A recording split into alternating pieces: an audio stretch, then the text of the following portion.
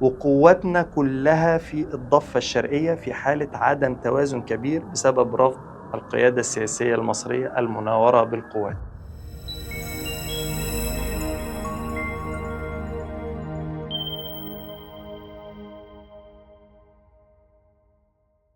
أهلا بكم، أنا حسام جلال ومرحبا بكم في انحياز وفكرة.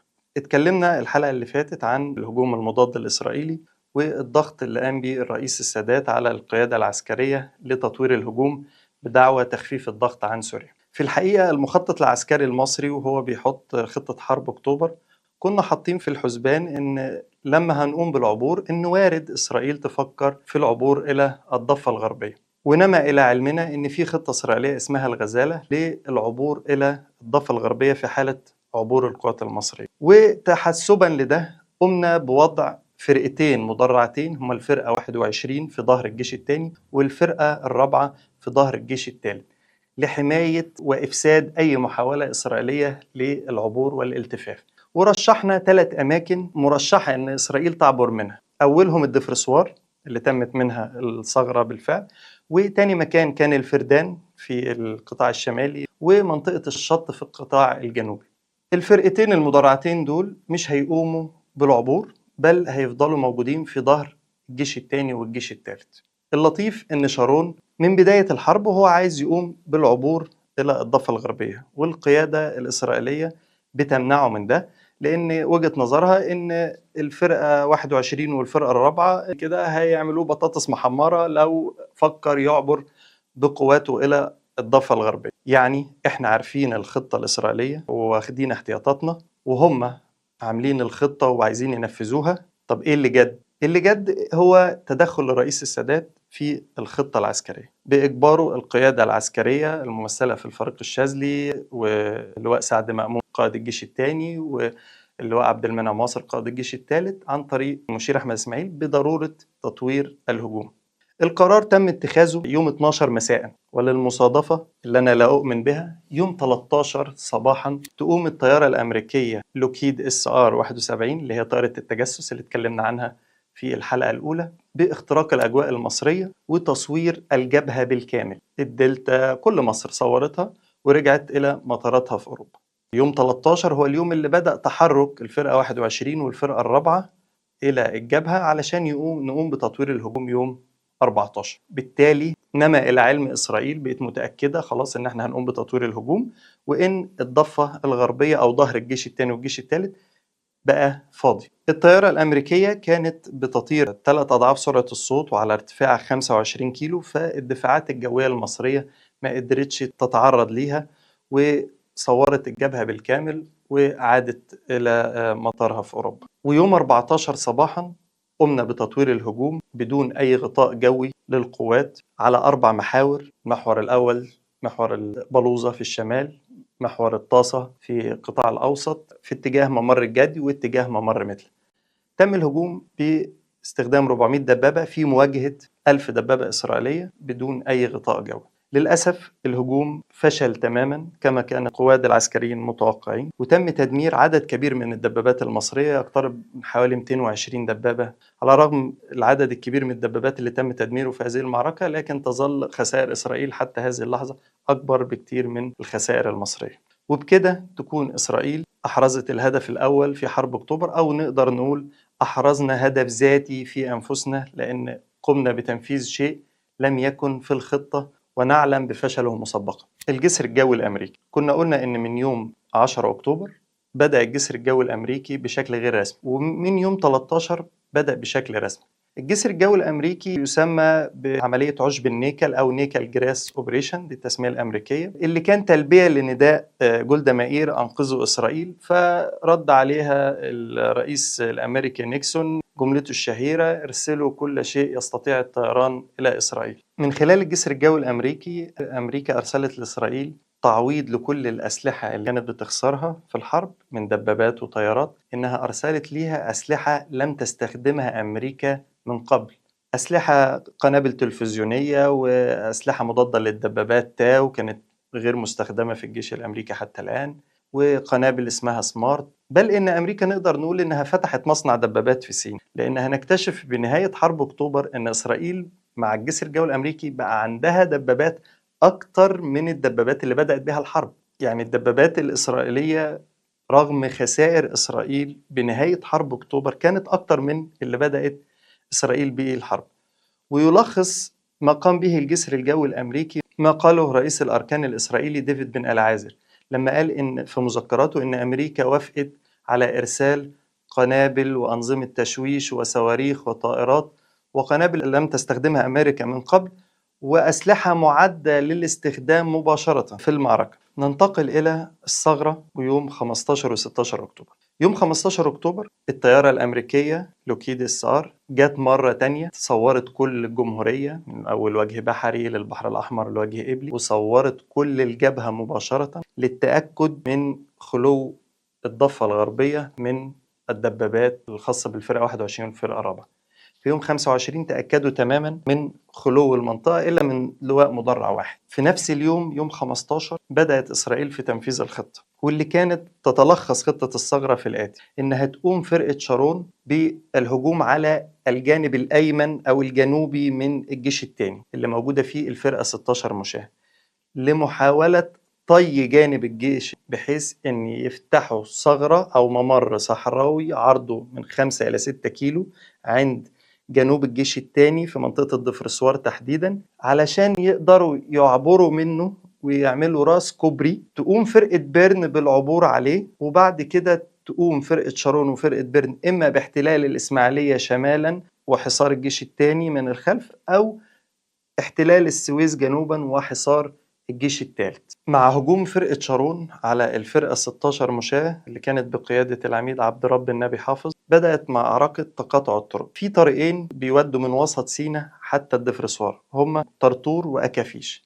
الطريقين دول بيقتربوا من بعض أو بيتقاطعوا عند منطقة تتحكم فيها مدفعية الفرقة 16 مشاة. فقامت فرقة شارون بالهجوم على الفرقة 16 مشاة محاولة لإزاحتها أو طي كما قلنا جانب الجيش الأيمن. الهجوم من فرقة شارون فشل تماما، بل تكبدت الفرقة خسائر فادحة، ولكن مع هبوط الليل تمكن كتيبة دبابات من فرقة شارون ولواء مظلات من التسلل إلى القناة والعبور إلى الضفة الغربية والاختباء في المناطق الغابات الكثيفة. هناك في المنطقة دي في أشجار مانجو وغابات كثيفة استخبت فيها الكتيبة الدبابات دي واللواء المظلات، وتمكن بعد ذلك الجيش المصري أو الفرقة 16 مشاة من غلق هذا الطريق تماما. موشي ديان بيقول في مذكراته إنه لما فشلت فرقة شارون في فتح الطريق اللي أغلق بعد ما الكتيبة عدت، فكر في إلغاء العملية. كان بيتكلم مع الجنرال جونين اللي هو قائد المنطقة الجنوبية عن إلغاء العملية علشان المصريين هيذبحوا أولادنا في الضفة الغربية. فالجنرال جونين قال له إحنا بدأنا شيء ومضطرين إن إحنا نكمل فيه. وأمام فشل فرقة شارون في فتح الطريق، اضطرت القيادة الإسرائيلية بالدفع بفرقة بيرن لمحاولة فتح الطريق فيما يعرف باسم معركة المزرعة الصينية.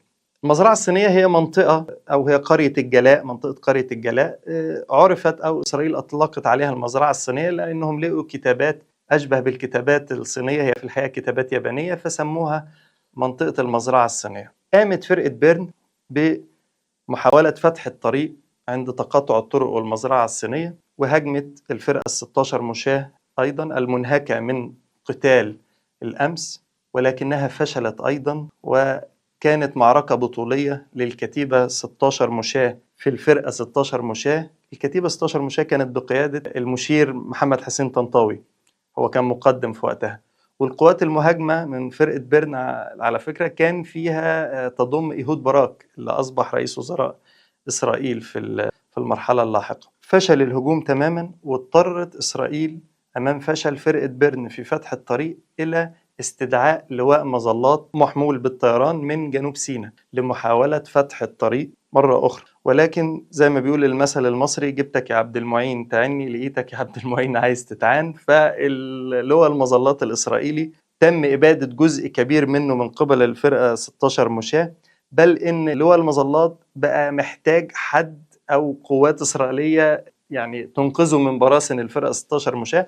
فصباحا اضطرت إرسال كتيبة مدرعات لإنقاذ لواء المظلات من المنطقة. ولكن للأسف هذا القتال العنيف جذب أنظار الجيش الثاني والفرقة 16 مشاة، وخلال الوقت ده تمكنت فرقة بيرن من تمرير المعبر والكوبري إلى ضفة القناة استعدادا للعبور. ومع نقص ذخيرة الفرقة 16 مشاة ابتدت الفرقة تتراجع قليلا إلى الشمال، مما فتح الطريق إلى فرقة بيرن والمعبر أنهم يعبروا بالكوبري ويقيموا الكوبري يوم 17 أكتوبر.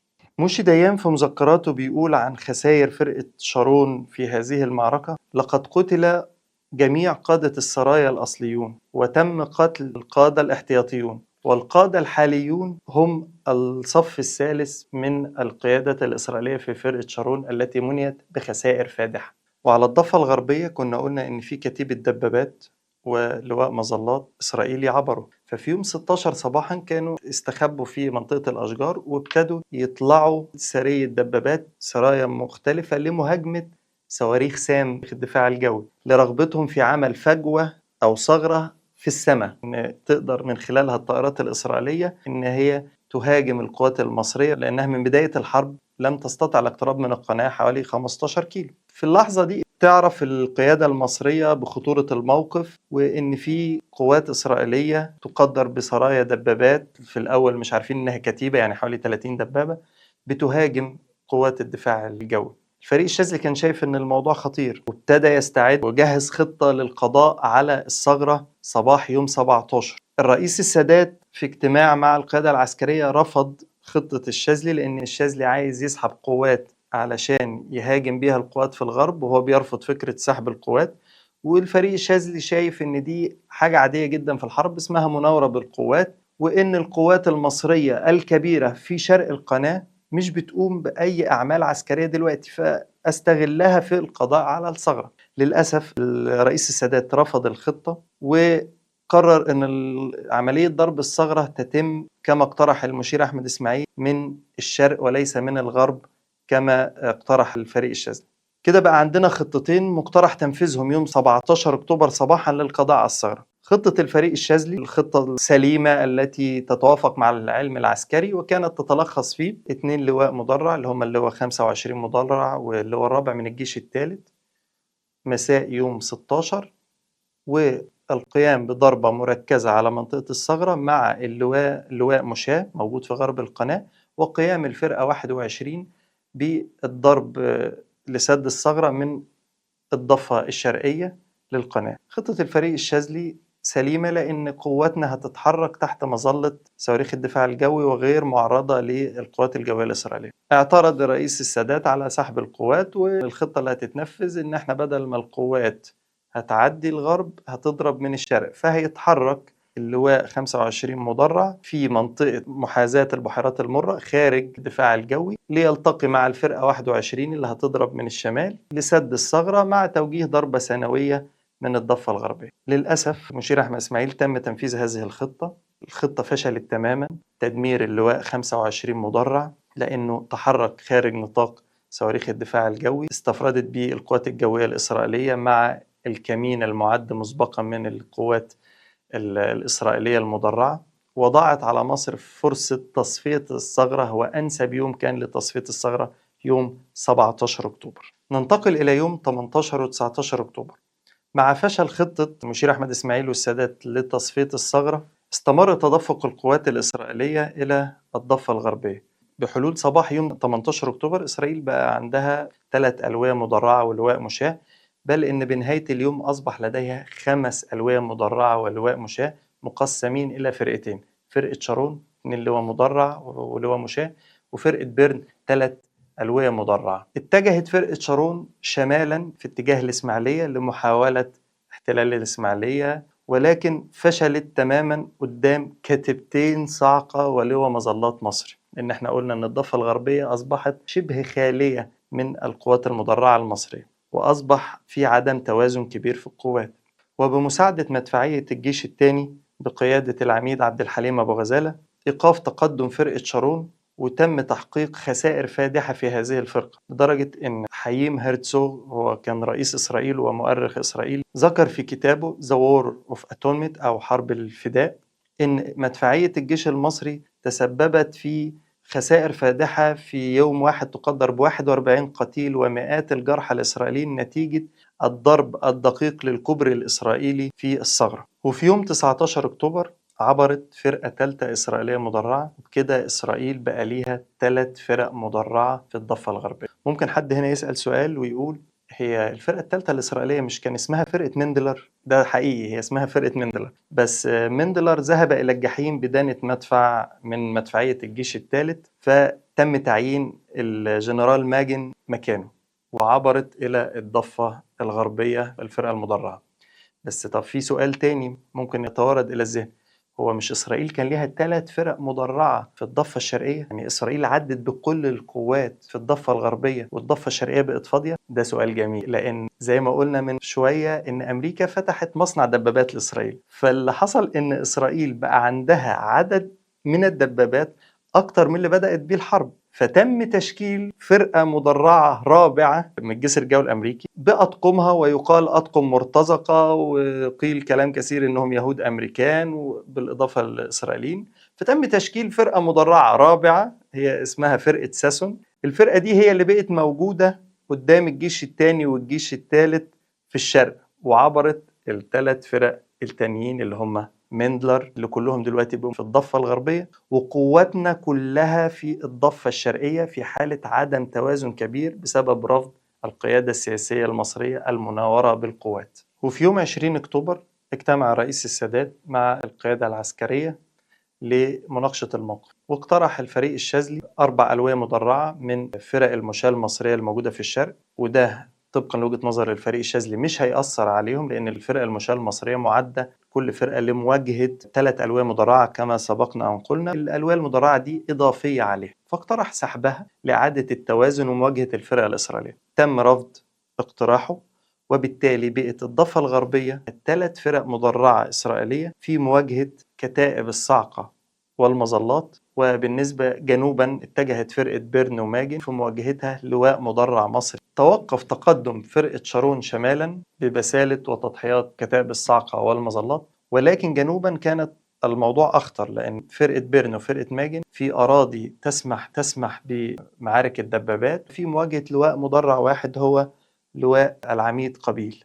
ننتقل إلى يوم 21 و 22 أكتوبر.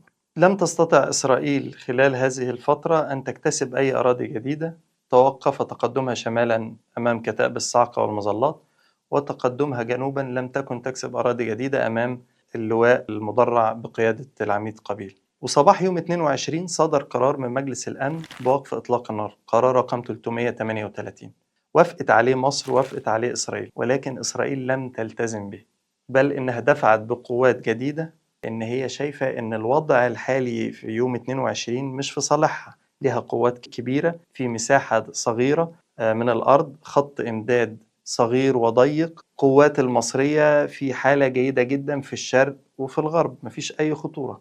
دفعت بقوات جديدة ولم تلتزم بوقف إطلاق النار، واتجهت جنوبا في محاولة لحصار الجيش الثالث أو احتلال السويس. وفي الفترة من يوم 23 ل 24 أكتوبر كان في قتال مرير ما بين الفرقة المدرعة الإسرائيلية فرقة العميد قبيل المدرعة. وصدر يوم 24 أكتوبر قرار آخر من مجلس الأمن رقم 339 بوقف إطلاق النار، ووافقت عليه مصر وإسرائيل، ولم تلتزم إسرائيل أيضا، بل اتجهت بقواتها جنوبا لمحاولة احتلال السويس، وقامت بقصف جوي ومدفعي عنيف في محاولة لاحتلال السويس. ويوم 25 أكتوبر دارت ملحمة معركة السويس، اللي كانت طرفها القوات المدرعة الإسرائيلية في مقابل المقاومة الشعبية وبعض القوات من الفرقة 19 مشاة. ويوم 25 تكبدت إسرائيل خسائر فادحة من الدبابات في محاولتها لاحتلال مدينة السويس، ولم تستطع احتلالها، وده هو اليوم الوطني لمحافظة السويس يوم 25 أكتوبر. ويوم 25 أصدر مجلس الأمن قراره الثالث بوقف إطلاق النار، وهو القرار رقم 340، والتزمت بيه مصر وإسرائيل وافقوا عليه، ولكن كانت إسرائيل حققت اللي هي عايزاه بحصار الجيش الثالث وحصار مدينة السويس. وتحت تهديد سوفيتي أمريكي تم الالتزام بهذا القرار وتم وقف إطلاق النار. وبرعاية سياسية أمريكية تم القيام بمباحثات الكيلو 101 لفك الاشتباك وتنفيذ قرارات مجلس الأمن باستخدام قوات طوارئ دولية، على أن يسمح بمرور قول مساعدات غذائية إلى الجيش الثالث تحت رعاية الأمم المتحدة.